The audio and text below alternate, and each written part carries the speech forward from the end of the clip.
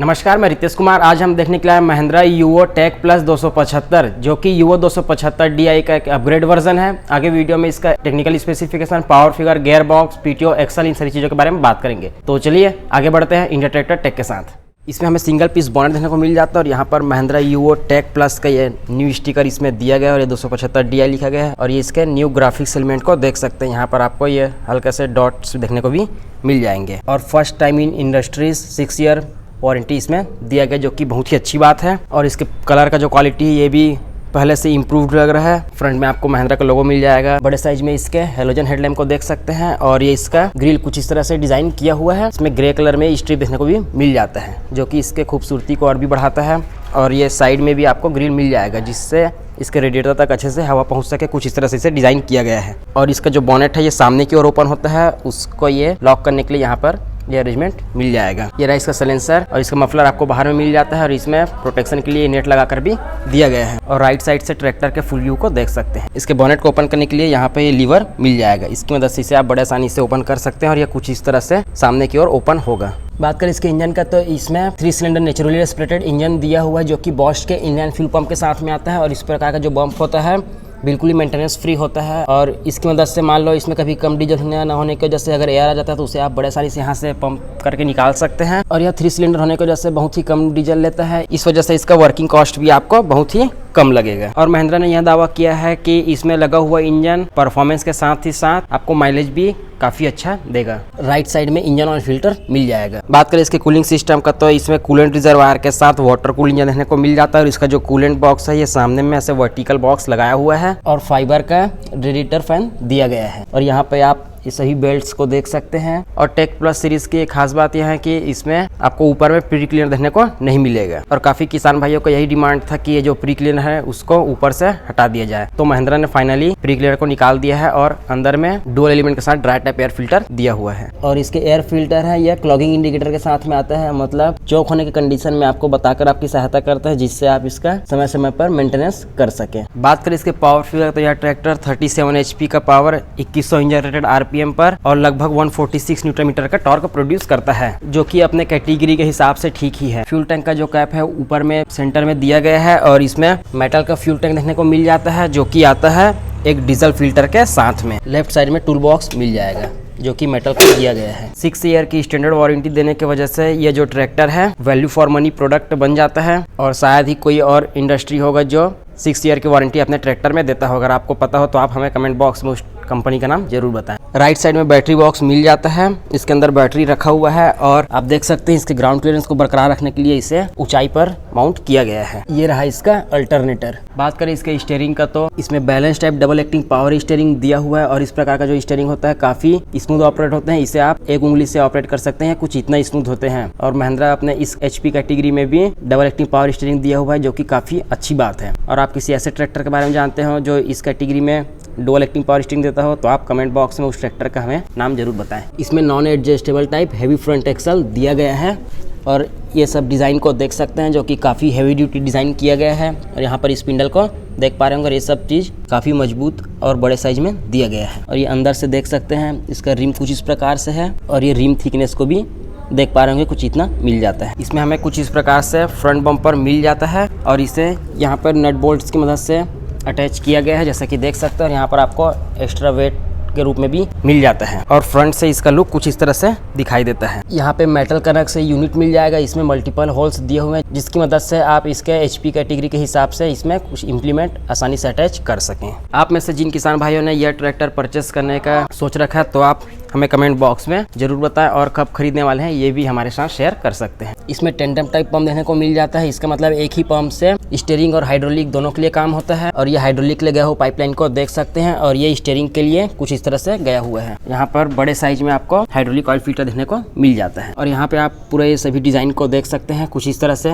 ये सब अरेंजमेंट किए गए हैं। ये सब ब्रेक्स हो गए। और इसका जो गियर लीवर है यहाँ से असली साइड शिफ्ट के रूप में लाया गया है। और नीचे से आप पूरा इसके डिजाइन को देख सकते हैं, कुछ इस तरह से इसे डिजाइन किया गया है। इसमें 1.4 से 30.67 किलोमीटर पर आवर की मैक्सिमम फॉरवर्ड स्पीड और 1.88 से 10.64 किलोमीटर पर आवर की मैक्सिमम रिवर्स स्पीड देखने को मिल जाता है। और 30 किलोमीटर पर आवर की मैक्सिमम फॉरवर्ड स्पीड होने की वजह से इस ट्रैक्टर को आप ढुलाई जैसे कामों के लिए बड़े आसानी से उपयोग में ले सकते हैं कम लागत पे। इसमें 6016 के फ्रंट टायर देखने को मिल जाएंगे और फ्रंट रिम कुछ इस तरह से डिजाइन किया हुआ है। और ये टायर के प्रोफाइल को देख सकते हैं, 13/6/28 के रियर टायर देखने को मिल जाते हैं और कुछ इस प्रकार से इसका रियर रिम डिजाइन किया हुआ है और इसमें कुछ इस तरह से नट बोल्ट देखने को मिल जाते हैं। और फेंडर के डिजाइन को देख सकते हैं, कुछ इस तरह से दिया गया है। लेफ्ट साइड से ट्रैक्टर का फुल व्यू कुछ इस प्रकार से आता है। पीछे से इसके पूरे डिजाइन को देख पा रहे होंगे, इसमें कुछ इस तरह से टेल लैम्प देखने को मिल जाते हैं और ये फेंडर को देख सकते हैं, कुछ इस शेप में डिजाइन किया गया है। और सीट के पीछे में रिफ्लेक्टर मिल जाएगा। यहाँ पे बोतल होल्डर दिया गया है।